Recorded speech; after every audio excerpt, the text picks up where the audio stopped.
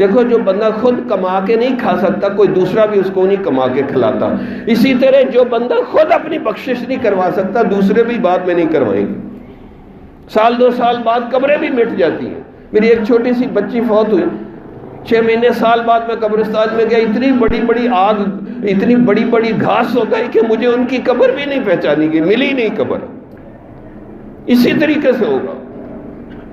کہ آپ گئے کیا جی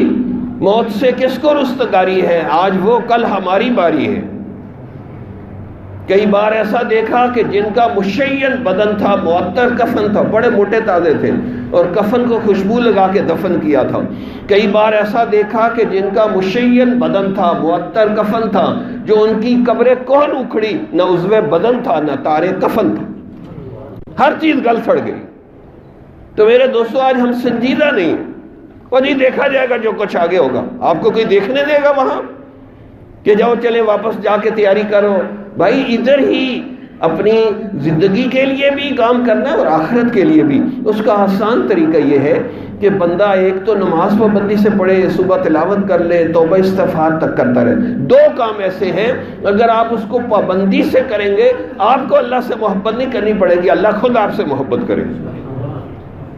ان اللہ یحب التوابین ویحب المتطہرین، اللہ فرماتے بے شک اللہ توبہ استغفار کرنے والوں سے بھی محبت کرتا ہے اور پاک صاف رہنے والے باوضو رہنے والوں سے بھی محبت کرتا ہے۔ اگر آپ کثرت سے استغفار کریں اور باوضو رہیں، انشاءاللہ اللہ آپ سے محبت کرے گا، اور جس سے اللہ محبت کرے گا کیا اس کو نماز نہیں پڑھائے گا؟ تو ایک تو یہ کریں، اور دوسرا سچی توبہ کر لیا کریں، ہینڈز اپ ہو جائیں اللہ کے آگے کہ یا اللہ جو میں نے باہر گناہ کیے، چھپ کے کیے، ظاہری پوشیدہ، یا اللہ میں ان سب سے معافی مانگتا ہوں۔ یہ ایک ٹپس ہے کہ جو بندہ اس دنیا میں بار بار اللہ سے معافی مانگتا رہے گا، اللہ اس کو ضرور معاف کر دے گا۔ حتیٰ کہ کتابوں میں لکھا ہے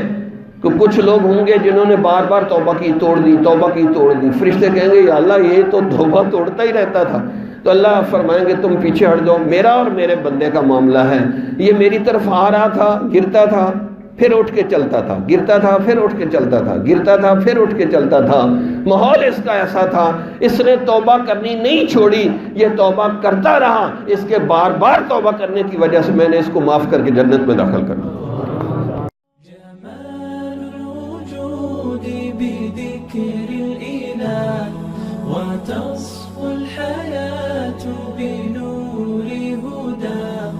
جمال